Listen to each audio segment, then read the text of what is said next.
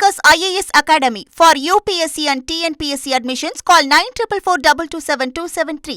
மருத்துவத்துறை ஒப்பந்த பணியாளர்களுக்கு ஊதிய உயர்வு மே மாதம் முதல் அறிவித்திருக்கிறது தமிழக மருத்துவத்துறை. ஒப்பந்த பணியாளர்களுக்கு ஊதிய உயர்வானது அறிவிக்கப்பட்டிருக்கிறது. இது தொடர்பான முக்கிய செய்தியை நாம் பார்த்து வருகிறோம். தொடர்ந்து கூடுதல் விவரங்களோடு இணைகிறார் எமது செய்தியாளர் தாயுமானவன்.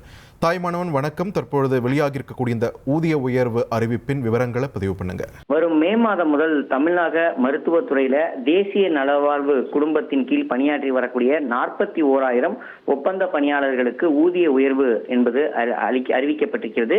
சித்தா மற்றும் இந்திய முறை மருத்துவம், பல் மருத்துவம், தகவல் தொழில்நுட்ப ஒருங்கிணைப்பாளர், தாய்சேய் நல அலுவலர், செவிலியர், மருந்தாளுநர், பெண்துறை செவிலியர், இயன்முறை சிகிச்சையாளர், ஆய்வுகூட நுட்புணர், பல்நோக்கு சுகாதார பணியாளர் உள்ளிட்ட பல்வேறு பணியாளர்களுக்கான ஊதிய உயர்வு என்பது அறிவிக்கப்பட்டிருக்கிறது. தேசிய நலவாழ்வு குழுமத்துல சுமார் 41,000 ஒப்பந்த பணியாளர்கள் பணியாற்றி வராங்க.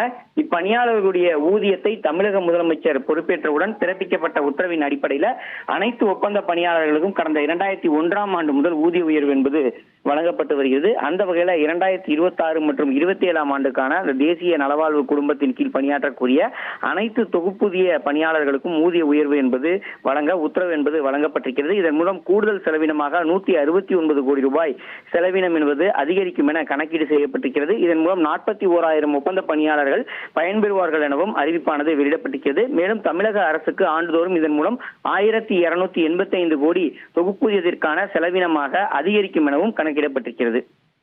நன்றி தாயுமானவன், உங்கள் விரிவான தகவல்களுக்கு.